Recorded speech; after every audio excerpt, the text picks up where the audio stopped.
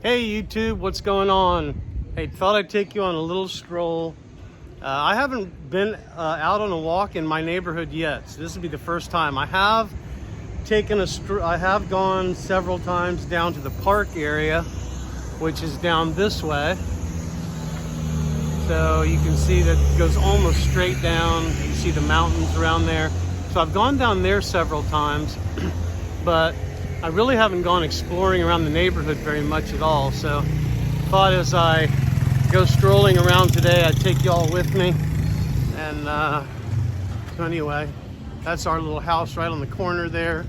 The one that's yellow in front. You'll notice a lot of those are just not painted all the way around. People just don't care for the most part. They're kind of out running around. And anyway, I thought I'd take you on a stroll down the street here. So, really nice little neighborhood. It is hot again. Buenos dias. It is hot again. We're getting every once in a while getting one cool day, one hot day. So, anyway, really nice houses around here. Well maintained, and just kind of taking a stroll down the street. You can see, and all these houses along here, very nicely maintained, all painted. And again, we've talked about this a little bit before, but you cannot judge a book by its cover around here. Hello. Hello. One thing you will notice is that a lot of these houses, you look at from the front, and it might look like a 10 by 10 square. And all of a sudden, you'll notice that it's, I don't know, 30, 40, 50, 100 feet deep. And then you'll notice, wow, all of a sudden, if you look back there, you'll notice that it's, it might be one story at the front, but then might be 2 stories, 3 stories high in the back. So all of a sudden, what looks to be this little tiny little house, all of a sudden is a really big house that just kind of keeps going on and on. And some of them that don't are like unpainted and everything in the front. Sometimes I'll walk past and look inside the doorway, and the inside might just be absolutely stunning, like beautiful with gardens and everything inside. And so you really can't tell. I've heard from some people that they don't maintain the outsides too much because they feel like it's, I don't know, like they're inviting a break-in or something if they make it real fancy on the front.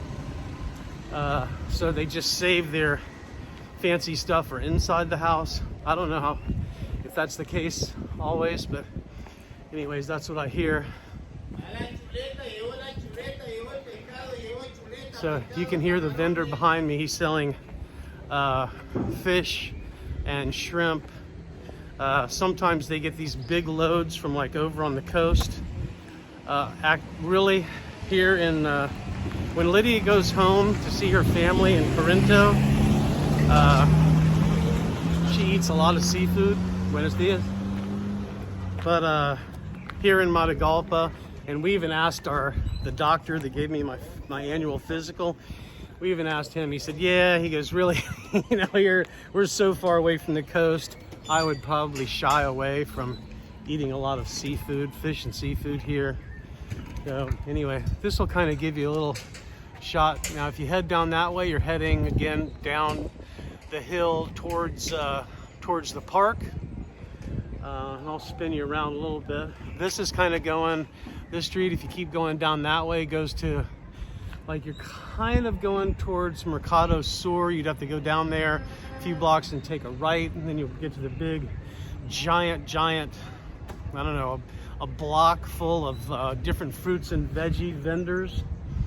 And then if you flip around this way, that way you're kind of headed right up the hill. Now those are the areas where I really haven't been very much at all. I'm telling you, some of these hills are so steep, but I thought I'd just kind of give you a picture. It's a really great little area. It's very safe. At night, it gets dark about around 6 o'clock. The only thing you'll hear from 6 to 9 are, kids out playing. And you'll hear that maybe till 8:30 or 9, and then they start heading in, and then it's just as quiet as can be around here. So, great little area. Everybody's been very, very friendly to both Lydia and I. You know, I still do get the occasional, holy cow, you look like you look like an alien from another planet look. But really, as soon as I say hello or buenos dias, you know, I always get a big smile and a wave, and so everybody's very, very friendly around here. If you are looking for some cooler weather, then Matagalpa is kind of the biggest of the cool weather cities, I guess. You can go about 30 minutes away to Nicaragua, a little smaller. I haven't been there. Lydia wasn't crazy about Nicaragua. So if you're looking for up in the mountains to escape the heat, because if you get around, if you're going to León, Granada, San Juan del Sur, which are the places that have, you know, the big giant expat enclaves, they're all super hot, super humid, and the one thing that can be expensive in Nicaragua is electricity. So, you know, if you go to one of those places like here, very few people have air conditioning. That's something now we bought a little one-room portable unit that's on wheels, so at night we wheel it in there. But for most of the year, we're told you really don't need it. So we'll see. We're supposed to be at the end of the hot weather here. There's a nice little house right here on the corner. But we're supposed to be at the very end. Really, we're supposed to be past it already. This is another area where you go right up the hill. And one of these days I'll take y'all exploring up that way. We'll see what's up there. But anyway, yeah, if you're gonna go to one of the big expat enclaves, it's gonna be really hot and really humid. A lot of people love that, especially if you're from up north in the snow. You're just glad to be away from the snow, I guess. It's definitely not our thing, but I would take into account you're probably gonna have a sizable AC bill.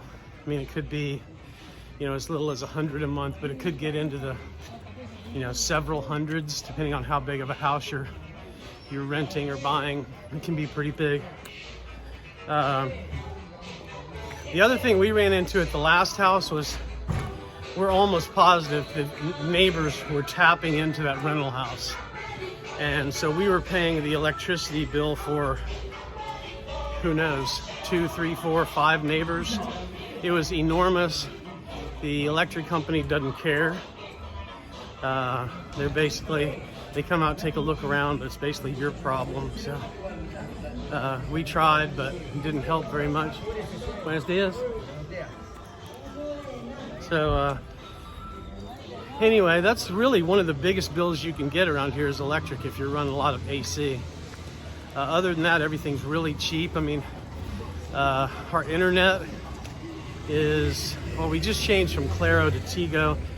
I think it's about $50 a month, and we have, you know, the fastest internet that they offer, which I think is, you know, about 200 megabytes up and 30 down. Another peak up the hill here, which we'll go visit one of these days soon. But so yeah, so about $50 for really high-speed internet. Everything else is super cheap. I mean, gas, water, really, really inexpensive.